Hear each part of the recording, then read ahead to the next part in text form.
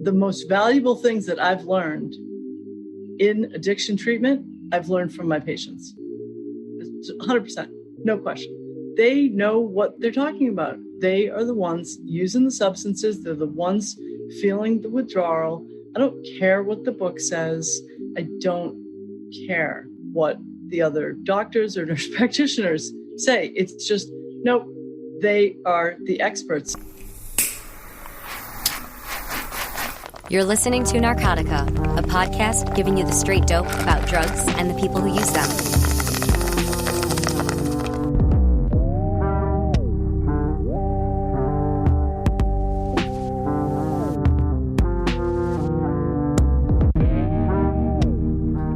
Opioids are some of the best, most effective drugs in human history.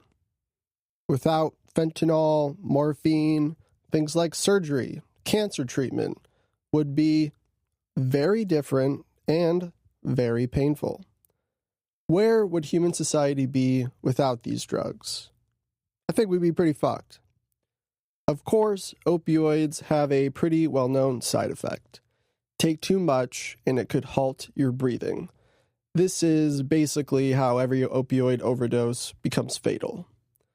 Thankfully, we have an equally wonderful drug that takes care of opioid overdose.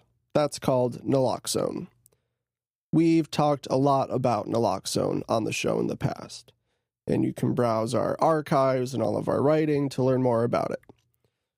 But before there was naloxone, which came on the market in the 1960s, chemists were searching long and hard for a competitive opioid receptor antagonist that would do the magic naloxone does.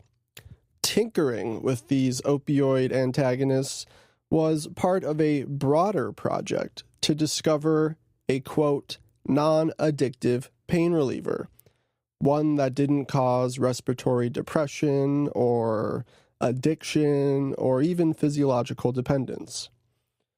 In pursuit of this magical non-opioid, some not-so-fun drugs were invented along the way. Naltrexone is one of these examples, and that drug can indeed reverse an opioid overdose, but it also causes hallucinations, dysphoria, pretty dark stuff. There's a history of naltrexone tests that cops would use to give to people who they arrested. If they suspected this person was an opioid user, they would kind of like dare them to try naltrexone. And if they responded with gnarly withdrawal, then they would know this person was on opioids. Another drug that came out of looking for a treatment for heroin addiction was, this is a fun one to pronounce, cyclolazine. And I just call it Cyclops. So, unfortunately, Cyclops could also cause severe malaise and hallucinations and all these terrible feelings. And it really, wasn't that great of a painkiller. So, a lot of these drugs were dead ends and lost their favor in the medical community. But it's an important history to know to bring us to today's episode, and that's about Naltrexone, also known by its brand name Vivitrol, which is heavily marketed by the manufacturer, the pharmaceutical company known as Alkermes. Like naloxone, naltrexone is an opioid antagonist that also knocks opioids off of receptors in the brain. But naltrexone's properties have some key distinctions.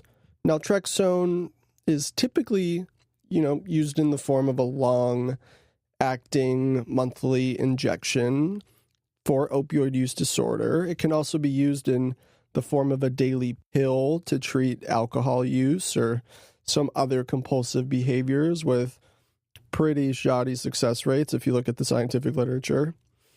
Naltrexone, what it does as an opioid receptor antagonist is block the euphoric and sedative effects of opioids. And unlike naloxone, naltrexone is generally not used to reverse opioid overdoses. And unlike naltrexone and Cyclops, naltrexone is used widely today for all kinds of things. But it's a pretty controversial drug.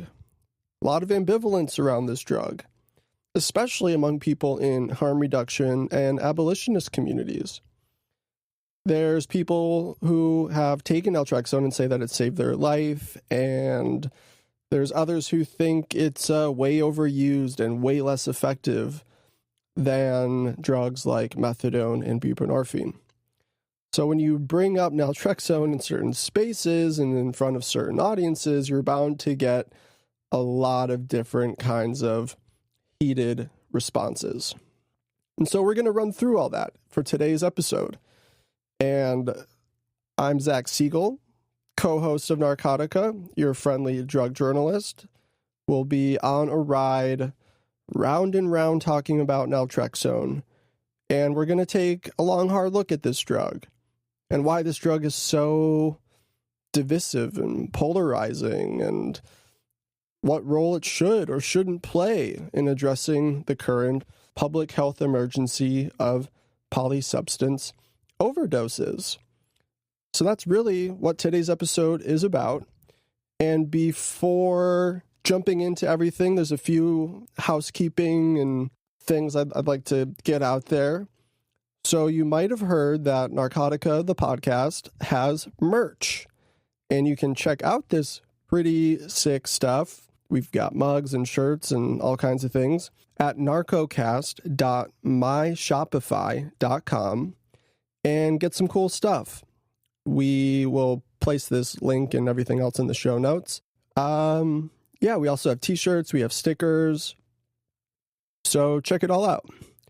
Because for a limited time, you can use the code NARCO10 to get 10% off of any purchase. That's NARCO 10. Again, everything at narcocast.myshopify.com you can find there, or you can go to our website narcocast.com and click shop over in the corner. So get some Narcotica swag, and we really appreciate if you do, because our podcast is totally listener funded and ad free. You're not going to hear any rehab marketing, or we're not trying to sell you a mattress. We're not trying to send you to a Malibu ranch where you do some horse petting to treat your addiction. You're not getting any of that here. So stay with us. All right. Before getting on with the show, I would just like to plug our Patreon. You can check us out at patreon.com/narcotica. And we're incredibly grateful. We have over 70 people supporting us on Patreon right now. And if you are one of them, huge thanks to you. And if you're not one of them and you listen to the show, think about kicking us a couple of dollars. Anything really, truly helps. All right, that's enough of me babbling, and I'm really excited for today's episode. Let's start the show. Our guest today is Nancy Curran, a nurse practitioner who has been practicing for 5 years in an OBOT clinic in the Lowell, Massachusetts area, treating both opioid and alcohol use disorders. She prescribes buprenorphine, both Suboxone and Sublocade, as well as Naltrexone, better known as Vivitrol. She also treats patients who need Hep C treatment. Nancy is passionate about advocating and educating for her patients about their medication options, as well as their rights. Nancy, welcome to the show. Thank you, Zach. It's great to be here. Hi, Troy. I appreciate your having me on so we can talk about naltrexone. Yeah, me too. Okay, so Nancy, when we talked on the phone the other day, you said you prescribe naltrexone for many patients, but you clearly have some strong misgivings about this drug. So let's start with, can you walk us through a situation where you would prescribe it? And before we get into the drawbacks of naltrexone, what kind of benefits does it provide? So I guess I'll start with just brief overview. So 3 medications that are currently used, prescribed to treat opiate use disorder, methadone being the gold standard, buprenorphine, which comes in a sublingual tablet or film formula. And the newer product is called Sublocade. It's a once-a-month subcutaneous injection. So it's like a slow-release, long-acting formula. Now, when a patient comes to me for starting treatment, a lot of times they have a pretty good idea of which way they want to go. A lot of times their decision is partly influenced by, a number of factors. Rumors that they've heard, things they've heard. I have a lot of people coming to me now saying, "Oh, I saw on TikTok the Sublocade is great for when you want to come off of Suboxone," or my parents want me to get the shot. I have to get the shot, meaning Vivitrol. And so for what I try to do is educate a patient on, how the medications work. I draw out a terrible little sketch of the mu receptor and describe how these medications affect the opioid receptors, talk about the risks of overdose, talk about the benefits.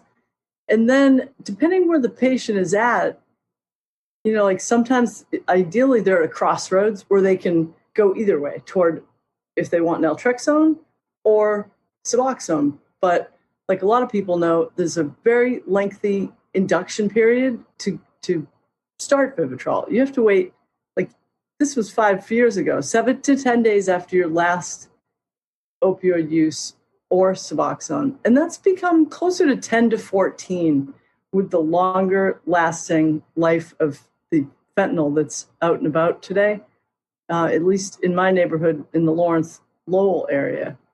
In fact, people have to wait 96 hours to avoid precipitating withdrawal when they start Suboxone. So that length of time that they need to go with nothing except comfort meds to get on the Vivitrol shot is daunting. And I even offer, if the patient is determined, I tell them right up front, they're in charge of their treatment plan.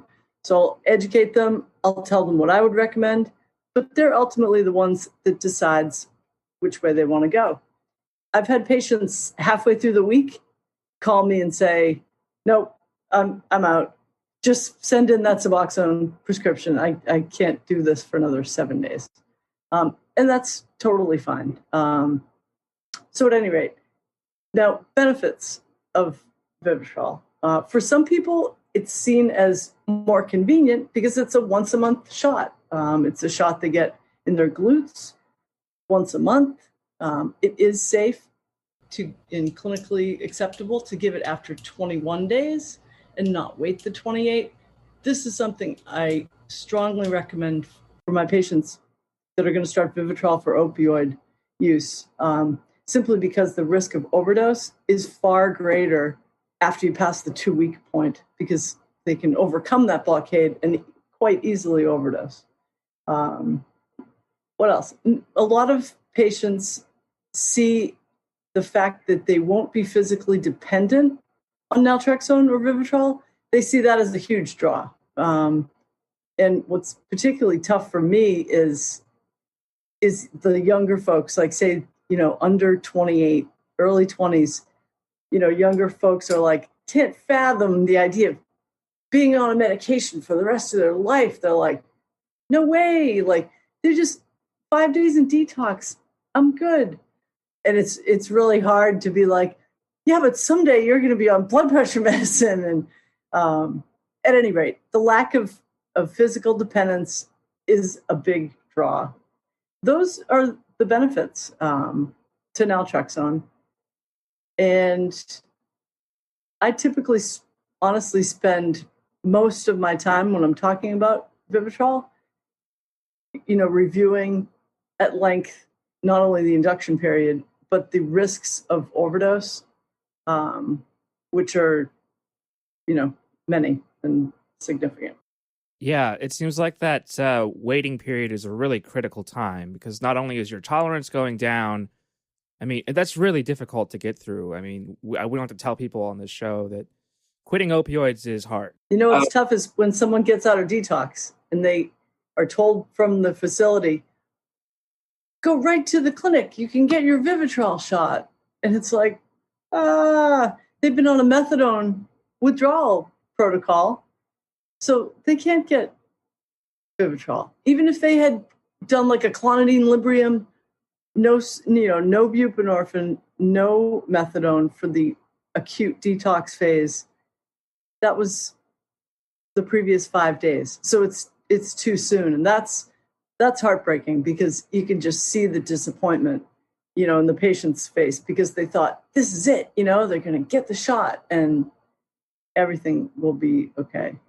So to branch off of what you've been saying, something that kind of strikes me about the difficulty of your job is like the broader climate and context in which you're practicing it. And what I mean by that is like you're dealing with what this person has learned in the world and all the context they're living in, all the information they've accumulated in a lifetime, whether it's on the street or on TikTok or even the detox ward they're leaving from. They hear all this stuff and they bring all that stuff to you into your office. And so like over the years, you must have A, heard it all, and B, a lot of this might be pretty predictable. Like, what kind of context someone might be swimming in. And it's like when they say the words like I heard on TikTok or my, the previous provider said this. And I think what I'm trying to get at here is like, what is the climate like right now with regards to people's thoughts about these medications? Like, there's obviously probably some constant in that a lot of people probably find that they don't want to be dependent on an opioid as a plus, and so they might be drawn to naltrexone for that. But like, if you're reading somebody and you know that they're in like a really precarious place, like how do you maybe try to get around or steer them in the right direction? I mean, I guess what I'm saying is like, if you know someone is really not the right candidate for Vivitrol, but that's what they want, what do you do? It's a very long appointment. Motivational interviewing. I tell my patients this all the time, and it's cool because they seem really pleased when I say this.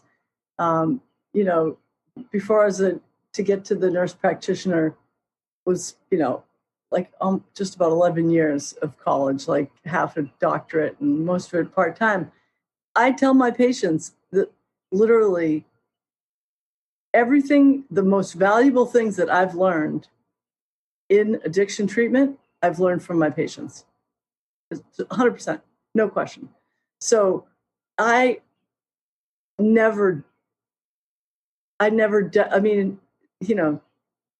know what they're talking about. They are the ones using the substances. They're the ones feeling the withdrawal. I don't care what the book says. I don't care what the other doctors or nurse practitioners say. It's just, nope, they are the experts. So it's basically, I offer them what we have to offer. And then I don't want to say I do my best to talk them out of it if it's not appropriate, but I present the risks in such a way that I hope that they make, what I believe to be the right decision. And lots of times, I have a handful of patients that have done really well with naltrexone, with Vivitrol. I'm just kind of ignoring it for alcohol at this point, for the purposes of this show, of course. And if its efficacy rate for not using alcohol is like 10%. So, that speaks to the importance of like all the other stuff, not just medication.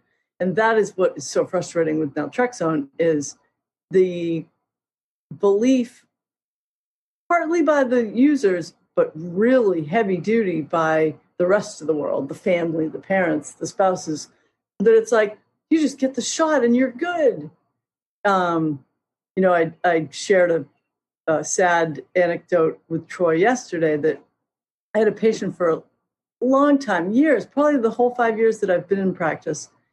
he and his brother, and they, spotty, haphazard, showing up here and there, always Vivitrol, never Suboxone, because in their words, they were like, I know I'll abuse it. So I was like, okay, but you're going to precipitate, right? Yep.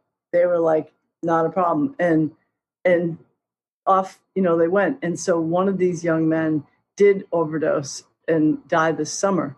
And when his grandma notified me and called me on the phone, left me a message, I called her back, and it was so heartbreaking because almost not surprising. I'm thinking to myself, because it's such a risky, it's poison drug supply, period, and it's a very risky neighborhood around, as far as like people are just like throwing samples to you in traffic, like seriously. But the grandma said to me, he'd had his shot. When was it? A week and a half ago. He had his shot. How could this happen? He'd had his shot, and I was just like, ugh. And I just, apologized and, tried to console her. And each time that happens, my only, and I've been thinking about this since I talked to Troy, I want to say 95% of patients I've lost to overdose that I've been aware of course, because some drop off and I don't know where they might have ended up, but they've been on Vivitrol, not Suboxone, Wow. That's just really shocking. It's like each time I get a little angrier, and then when the drug rep shows up with lunch, I'm just like, no, thank you. I have a copy of the XBOT study, but now I have an update to XBOT. So I'm just holding on to that until next time. Yeah. It seems like naltrexone is thrown at so many situations. It's not surprising. They spent billions of dollars, and they're spending to this day on the marketing strategies. And one article I read was very poignantly captured it by saying, marketing it to law enforcement and corrections environments, right?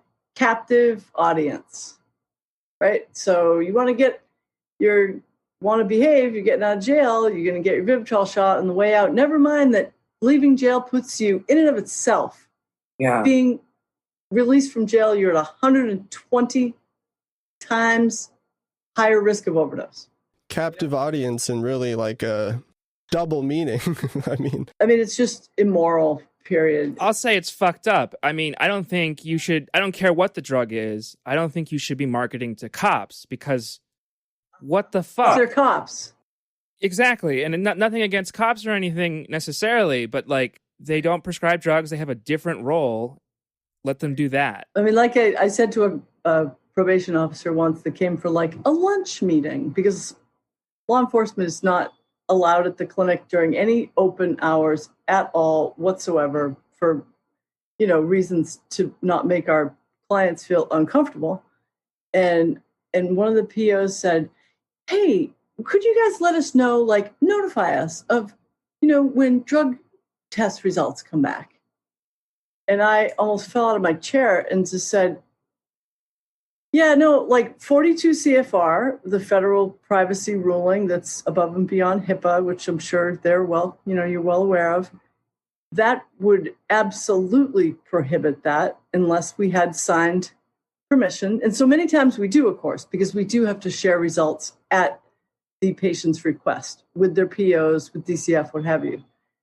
However, I said to the room at large, I didn't go to nursing school and become a nurse practitioner and incur truckloads of debt to become a cop. And like, as soon as the words were leaving my mouth, it was like, oh, come back. But not really. You know what I mean? Because stay in your lane, like judges. You know what? If you don't practice medicine, I tell you what, how about this? I won't practice law. Okay? How about that? That's perfect. Yeah. Yeah, it's right off the bat, there's a million things you just said that I want to dive into, but, to go back a few steps, like you mentioned anecdotally that the patients who are on Vivitrol tend to fatally overdose more often than patients on buprenorphine and probably on methadone. And that's borne out in all the scientific literature I've seen about this and in your own personal experience. And I think, it would be helpful to hear someone with your background and training and education to talk about why that's the case. And so there is something basically in the literature that refers to opioid receptor upregulation and super sensitivity caused by that upregulation. And so these are we're getting in the weeds here with neuroscience and receptors and such. But it's pretty simple though. Yeah, let's talk about that. Like, what about this drug in particular increases or in some way enhances the risk of a fatal overdose when someone goes back to using like a full agonist like the fentanyl in Massachusetts? Yep. So this is part of my little terrible artwork that I do, sketching it out for a patient. So it's almost like if you think of the mu receptor, the opioid receptor, as being like a lock. So if you take a full opioid agonist, and at this point, the patient and their family, their eyes are crossing. They're like, what? But if you compare it to like a key and you draw a little circle, it fits in that receptor like perfectly as if it was a key that not only fit the lock, but it opens the lock and off you go, zoom, zoom, right? And by the same token, if you picture like an XY axis, the more you take of that full opioid agonist, whether it's methadone or oxy or fentanyl or whatever, the more you take, the more of an effect you get, up to and including, initially relieving withdrawal symptoms and perhaps euphoria and then overdose and death. Now, when you take a partial opioid agonist, such as buprenorphine, that's the key. Like I draw a triangle. So it's like jams in there, it satisfies it. It's not perfectly shaped like it, but it's satisfying that receptor. It's satisfying your cravings if enough receptors are adequately covered. And in the locking key, it's like a key that fits in the lock, but it doesn't open the lock. It's not really, it's not really doing much that's noticeable.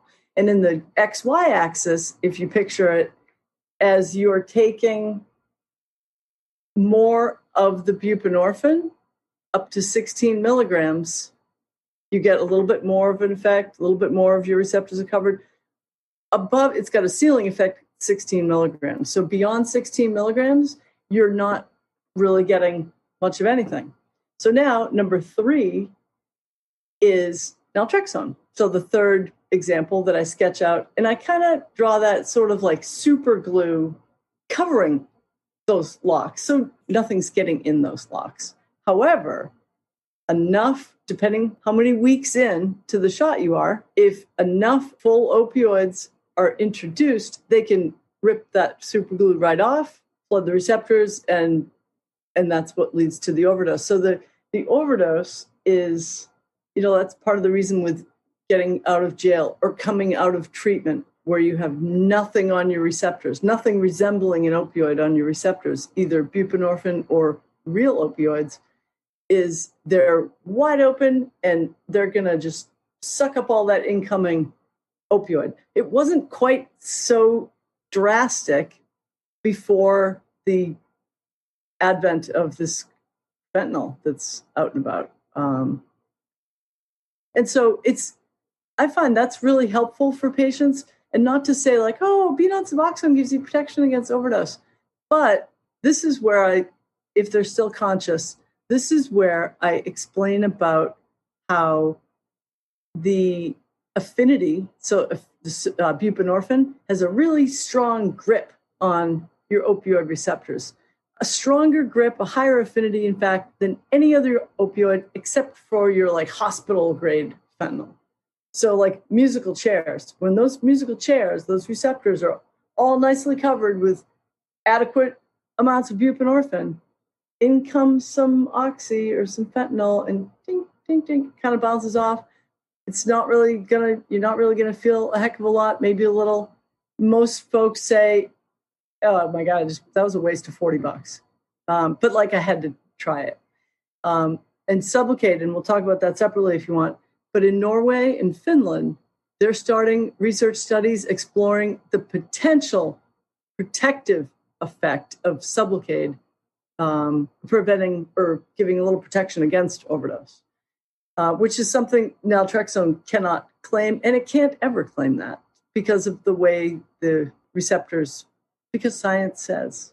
One other thing I hear claimed by Alkermes, and this is even on like the SAMHSA.gov website, is that naltrexone, in addition to acting as a blocker for at least, those first few weeks, it also does something for cravings. Like, can you talk about that? Because I don't know. I mean, right. And patients do say that. So for the folks that it's working for, and I've a small handful of folks that it's been several years, once a month or close to it, they get that shot every month and they're good. And they don't have cravings. So in addition to also having like those other parts of life, employment, housing, supportive family members or friends or significant others, if meetings float their boat, great. If they don't, great. Like, in addition to all those other supportive things helping, naltrexone does, and I think because it's covering those receptors.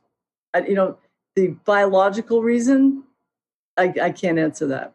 Right. So like it's to me that's what I thought too, that it's more like a psychological like security blanket kind of thing, where it's like I got my shot and therefore using is pointless and I don't want to do it, and then thus flows recovery. And maybe that's not like the exact hinge for everybody, but yeah, to me it seems like biologically, like at the level of receptors and all that, yeah, I don't understand how an antagonist suppresses cravings, but And some folks tell me, and this is kind of always makes me sad when I hear it, is, yeah, I didn't like it. I felt like, and this is for folks taking it for alcohol too, tablets or the injection, it kind of like numbed them, like not in a good way, kind of blunted their emotions, if you will, Part of that could be like early recovery and everything else is changing.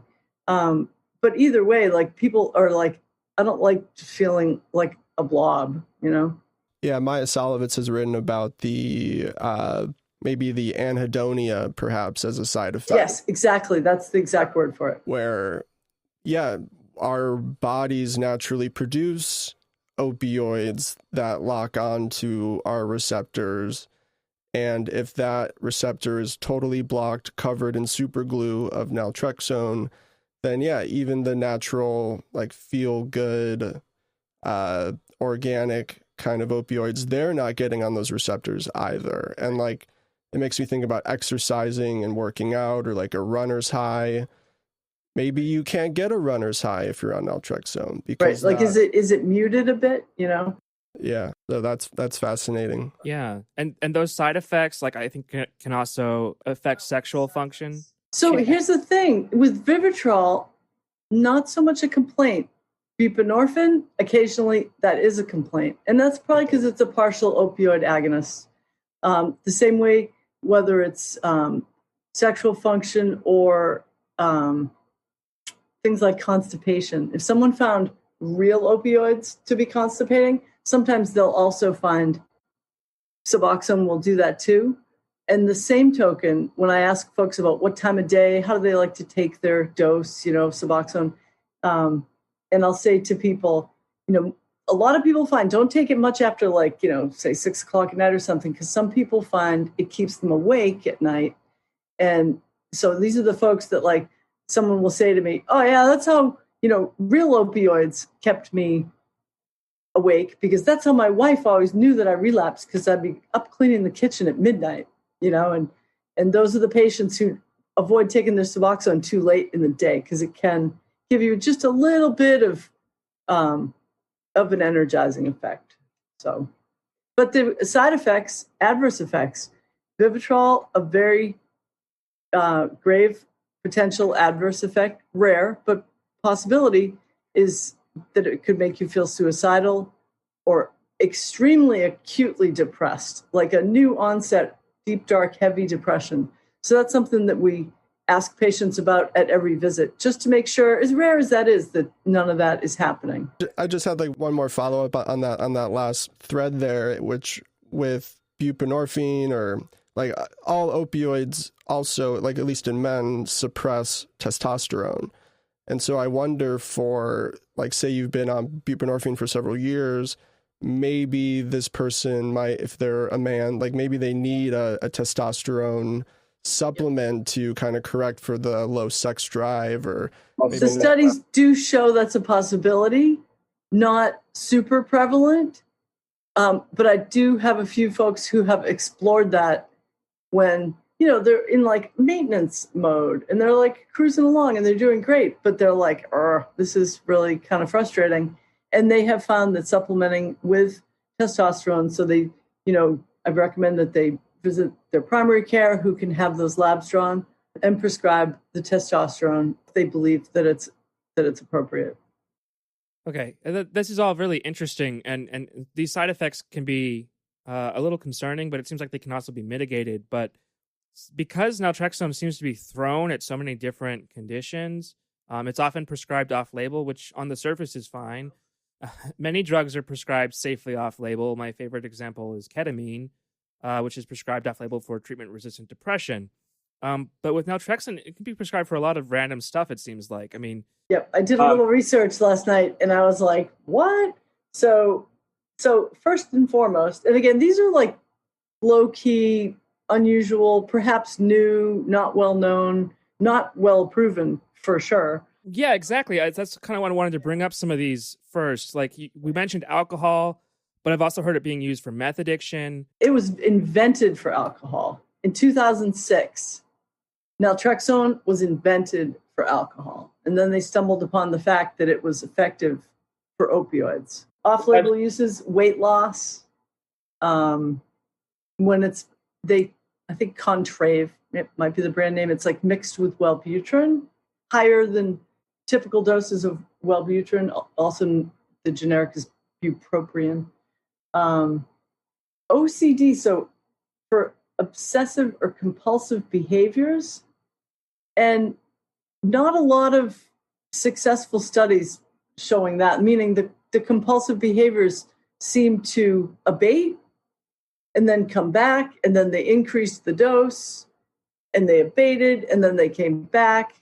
And also some potential for alleviating pain for folks with fibromyalgia, because it's thought to reduce inflammation, which I'm kind of like, and then last but not least, and this is a really interesting one for another day, perhaps, the rapid opioid detox. So, oh shit, yeah, that's gnarly. Yeah, which is like, let's just not. Just briefly, they literally just put you under anesthesia, right? And then do the naltrexone. And then so you are functionally in a medically induced coma while your body is going through like a nightmare of withdrawal, which that was a thing. I think there are like proponents of it, but I think it's pretty dangerous sounding. It's fallen by the wayside. There used to be a clinic a couple towns away from me. Very few insurances covered it. And that clinic, like a private swanky kind of place, they no longer offer it. It feels like a boutique kind of thing or something. Yeah. One other thing I'll say about off-label naltrexone is like I've heard that even like a low-dose naltrexone is being used or sought after for long COVID. Interesting. That's obviously very, very new. I know someone who has some form of long COVID, and like it feels weird talking about this because it's all so new. Like I don't even know what long COVID is, or if we even know it's a real thing. Like it's yeah. My wife actually has long COVID, and she came to me and was like, "Hey, I've been hearing." She's like in a support group, and she's like, "I've been hearing people have been taking this for long COVID," and I'm like, "Why?" Like, that was my first reaction, and I tried to like, her doctor prescribed her with 2 SSRIs for long COVID, and we're seeing a little bit of improvement, but it's like, I don't even think a lot of medical professionals know what long COVID is, and they're throwing everything they can at it. And it's, I guess naltrexone is just out there, and why not try that too? But I haven't seen any evidence of efficacy. Can we talk a little bit more about how, patients may be getting some coercion maybe, or some misinformation on this drug? Like maybe they've heard bad shit about buprenorphine and methadone. So like, this would probably be a good place to, emphasize the difference between addiction versus dependence. A lot of people hear about these drugs, buprenorphine and methadone, and then they think, oh, well, that's just trading one addiction for another. Yep. And I just hear that and I cringe. And so this is a conversation that I have usually prior to drawing my terrible receptor artwork and XY graphs. So when someone is at that crossroads and they're like, they came in for one thing, say they came in for the Vivitrol, because they're like, I don't want to be addicted to something else. And a lot of times they'll include, because that's what mom said, or that's what my wife said, or let's just call them a well-meaning loved one. And that actually is the axe to grind of law enforcement. And the, incarceration angle is that you're not going to be getting high if you're taking Vivitrol, right? You're not taking an opioid. And a lot of that has its roots in, swear to God, puritanical New England type, moralistic, using drugs is a moral failure. Like it's just such garbage, but it's reality. So it needs addressing. So what I like to do is I'll say to patients, that's a good point that you bring up. But so let me ask you, tell me, in your opinion, what's the difference between addiction and dependence, like physical dependence? And so the patient will say, they'll think about it for a minute because it kind of throws them off. And they're like, oh, and usually they're pretty much on track, But just to kind of clarify it, and I'll say, and this is kind of a ridiculous example, but bear with me. So addiction, by definition is like you're using a substance that, even though it might be harming you physically or psychologically, or you're quote unquote trashing your life, that's addiction because you're still using it, even though everything is crashing down around you and you're just going back for more and more and more. Physical dependence is just like biochemical. Like, for example, we're all physically dependent on air and food and water, right? So physical dependence is very different from addiction. And then I give the example, and this is where the kind of ridiculous part is. Let's say you're taking lisinopril for your blood pressure.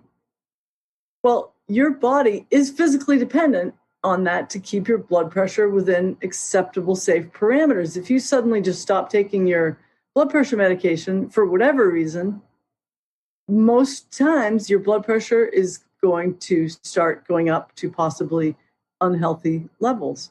The example of insulin, which again, a little ridiculous, but let's say you take your insulin-dependent diabetic, you're prescribed insulin every month, and you have discovered that if you take just a little extra, you can just like party your socks off at Dunkin' Donuts and eat tons of pizza and ice cream and everything that you normally can't get away with. But this, you're only given a small bottle of insulin every month. So now you're like robbing the CVS and you're, selling your mother's silverware and stealing her car so that you can get some extra insulin. So you're trashing your life to get some extra insulin. Like, I know that's a silly example, but people kind of laugh and they're like, yeah. So, I mean, it gets them thinking.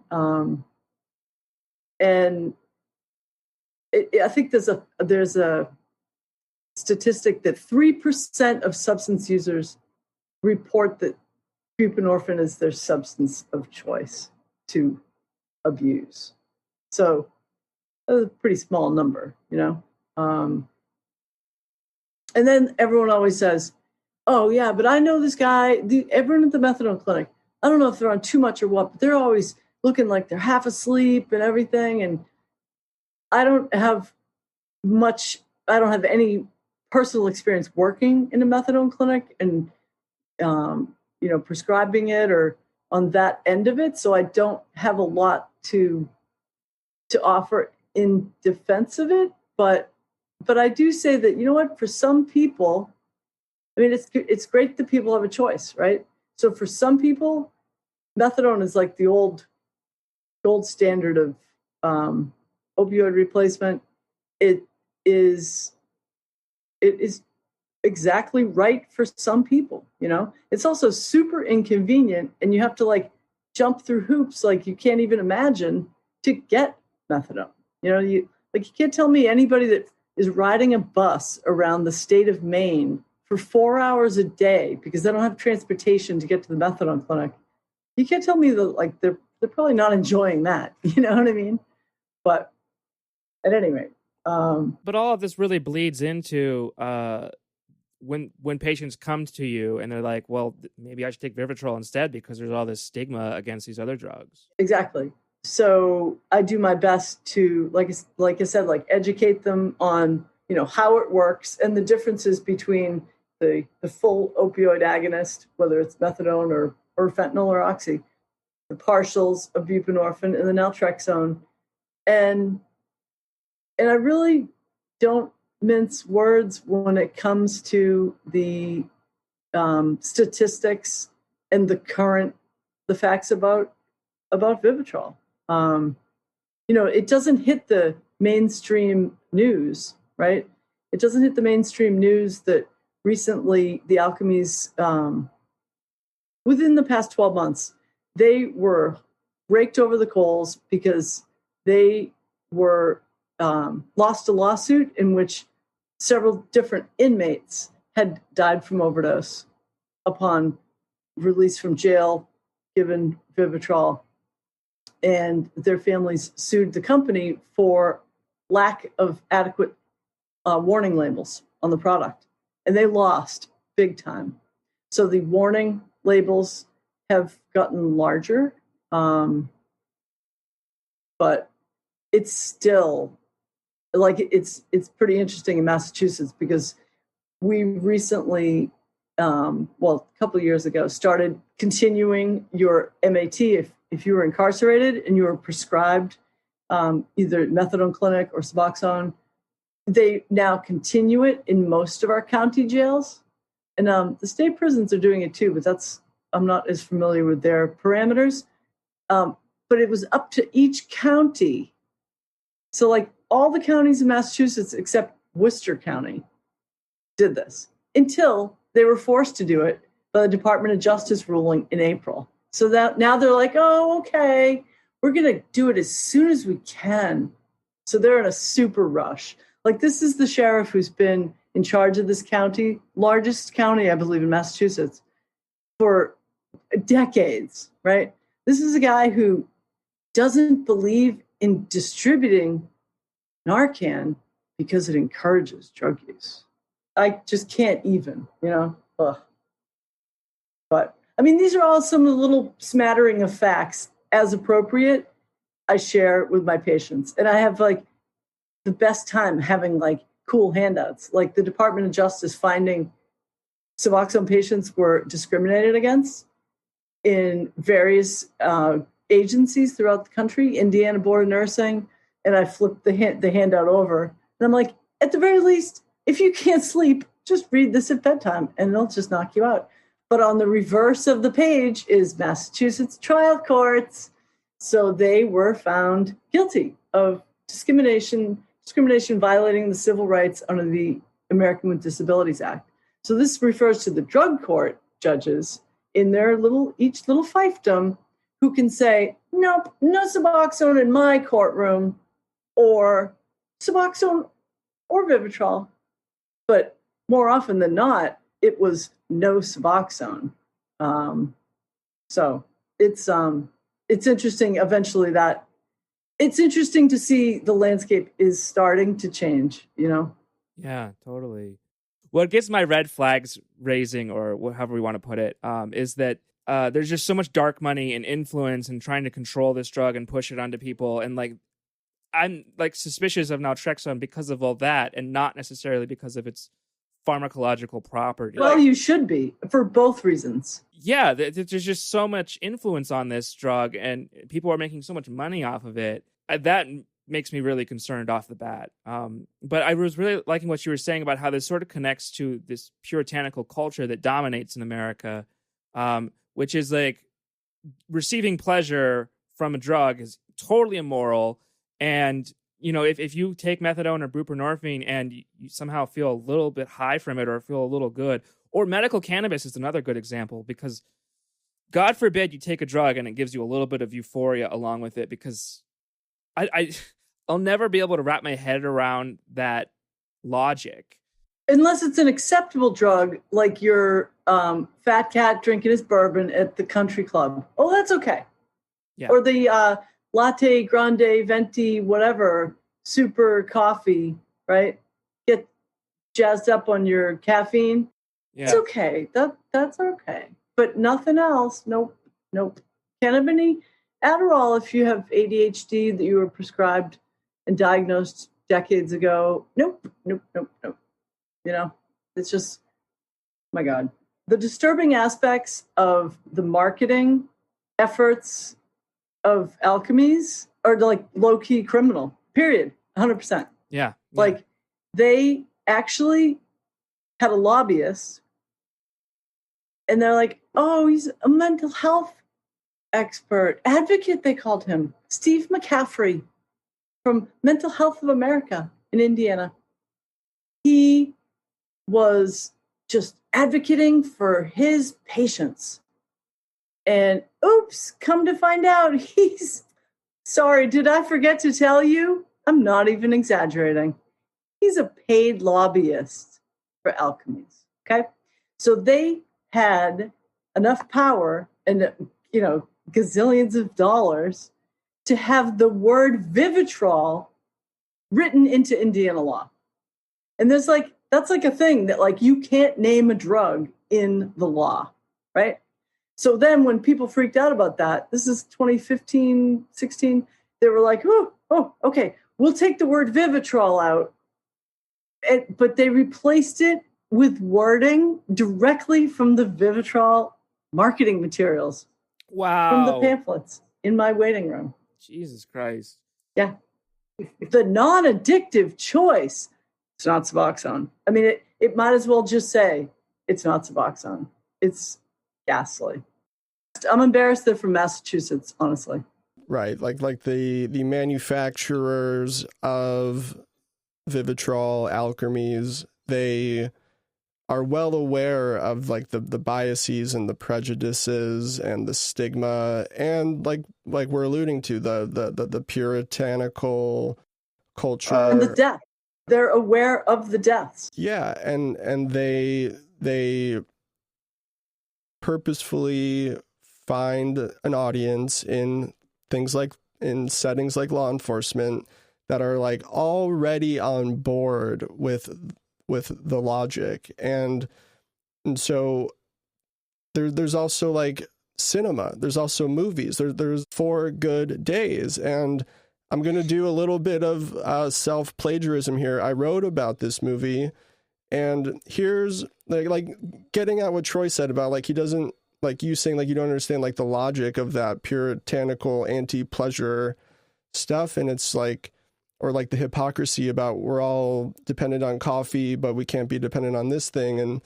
And like, there's something that like our belief, like the motivated reasoning in this stuff, like it's satisfying American culture and deeply held American assumptions in profound ways. And so here's like the snippet of text that I'll read that I wrote, like just over a year ago when 4 Good Days come out. And so I say, the harrowing withdrawal with its days of hellish sweats is the most obvious aspect of addiction to dramatize in a film. a trial of grit from which the character emerges transformed. Perhaps this is why naltrexone seems to be a favorite among some of America's drug court judges, who may view withdrawal as its own form of redemptive punishment. Maintenance treatments, as we have been talking about, are arguably more effective and don't require patients to be sick for a week, but they do not follow the dramatic path in which a character must reach a gripping, life-altering crisis point. In other words, methadone or buprenorphine is the easy way. It's almost like it works too good. And God forbid we can't make people's lives that easy. Like, people need to suffer in order to grow and transform. And so there's something about like the American psychology that kind of just works perfectly for alchemies and this drug. It's just blatant disregard for, the studies. Again, they're delivered every month, perhaps with this tacky lunch. The XBOT study. Oh, you probably already have a copy of that. Yeah, you think? For past 5 years, I've got several of those in the trash. Yep. So the XBOT study, and Troy, this is the article that I had sent you. Yeah, can you just define what that is for listeners who have never heard of this before?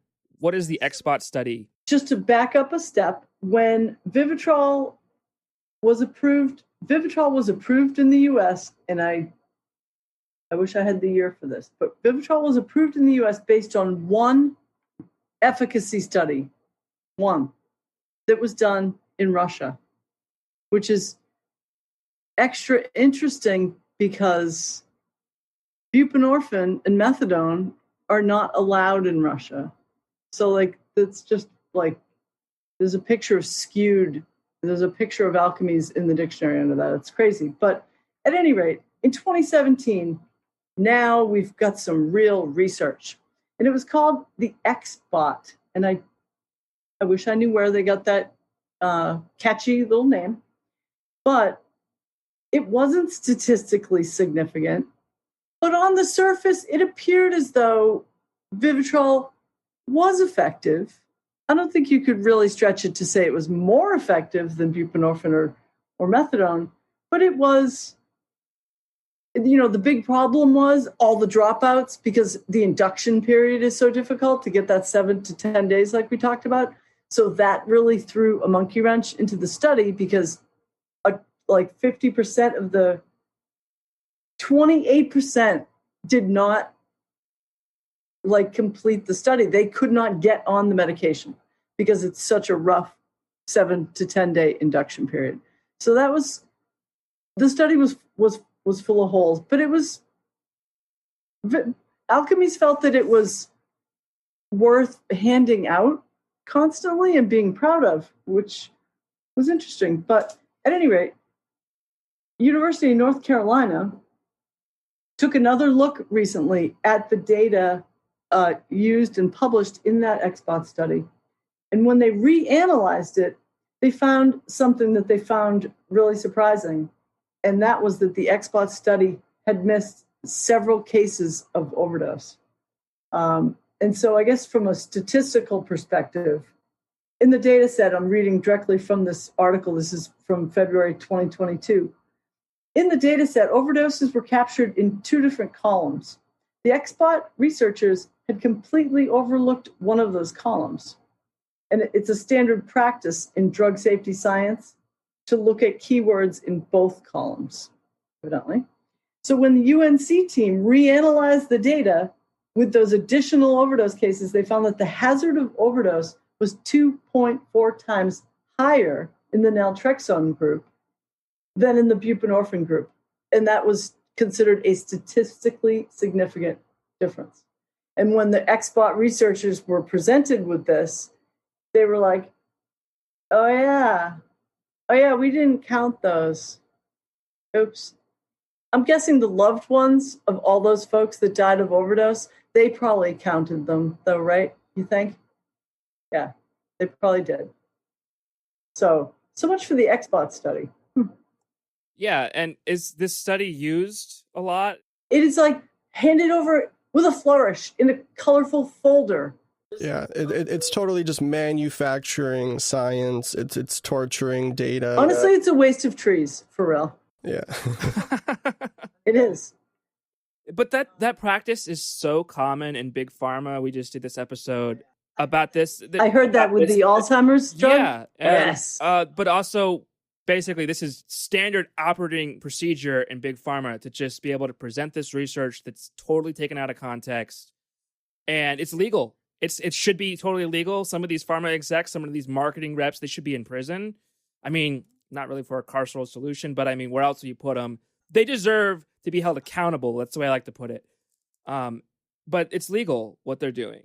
Yep. Well, it's interesting because when we have these lunches, because we also have, my Hep C drug reps come with information, and we're prescribing the medication anyhow. It's just a giant waste of resources, but they're very pleasant and nice. And the medications that's the second favorite part of my job, is being able to give my patients that sense of accomplishment of curing their Hep C, Yeah. But any drug rep, doctors, nurse practitioners, they have to sign, stating that I wasn't offered a trip to Uruguay or whatever, and I wasn't given a lunch that was excessively expensive or something. And every time I sign that form, I just think Big Pharma, Purdue. I'm like brought back to that special on Hulu, and it makes me so angry.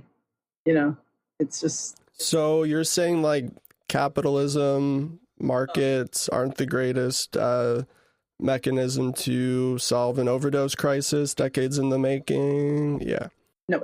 Yeah. Yeah, I think that's like, to kind of wrap this down and try to kind of summarize some of the key takeaways here. It's like naltrexone and Vivitrol, like these drugs were invented and just kind of like collected dust until they found a problem to then generate massive profits off of.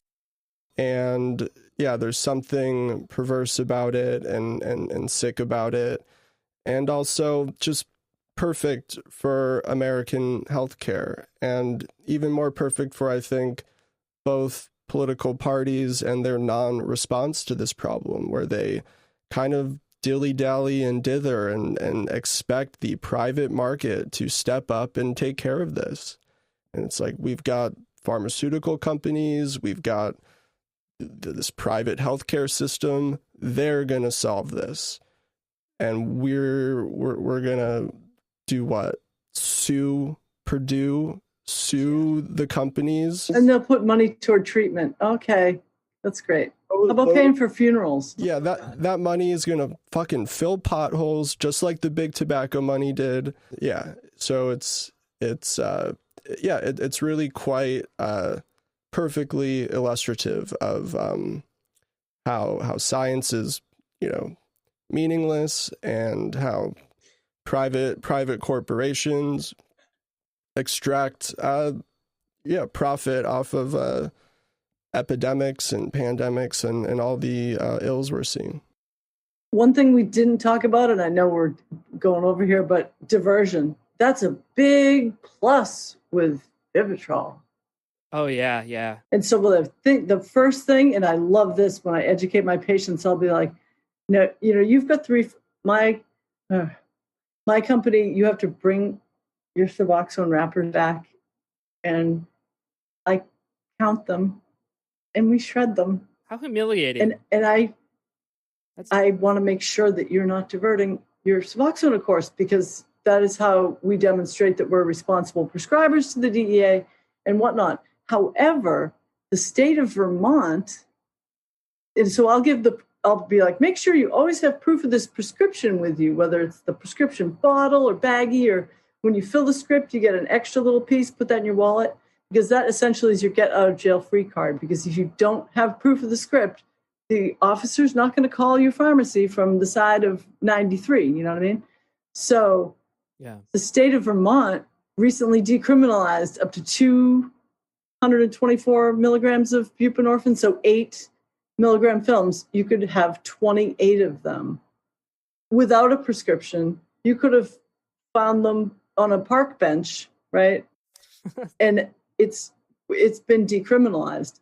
And what I like pointing out to patients is that's because Vermont was wise enough to realize that 108,000 people last year didn't die because they bought Suboxone on the street. It's because they bought the alternative. Wow. And that's pretty hard to argue with. Like, seriously? Yeah. So Nancy, where can people find you? Do you have Twitter or Instagram or MOUD Barbie on Twitter? It's a great name. Yeah.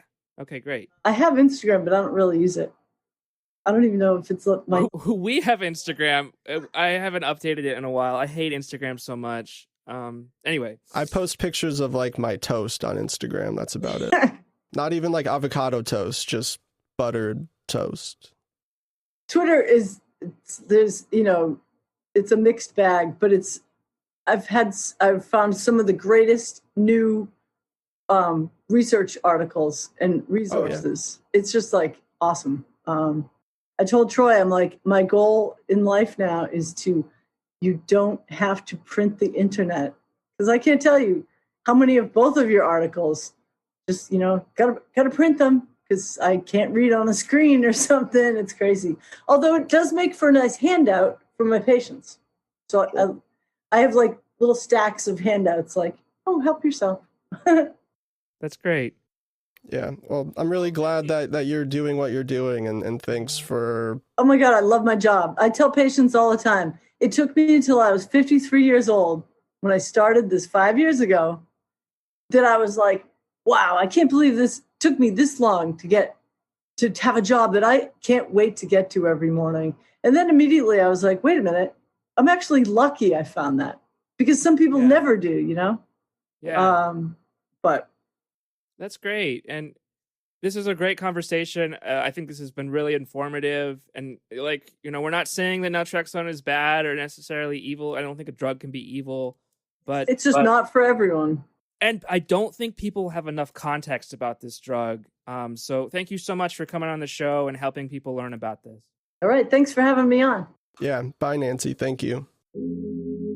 Thanks for listening to Narcotica, an independent production by Troy Farah, Christopher Moraff, and Zachary Siegel.